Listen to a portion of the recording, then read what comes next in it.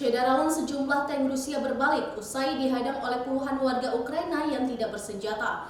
Tank Rusia ini tengah bergerak ke Koryokivka. Berikut informasinya.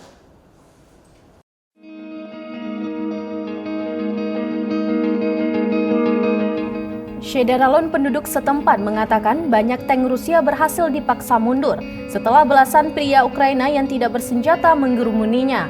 Banyak pula tentara Rusia yang sebenarnya tak ingin berperang, lantas memutar balik tank mereka. Sejauh ini pasukan Rusia gagal merebut Kiev, ibu kota Ukraina. Mereka juga gagal membangun superioritas udara karena beberapa drone dan jet tempur Ukraina yang masih terbang.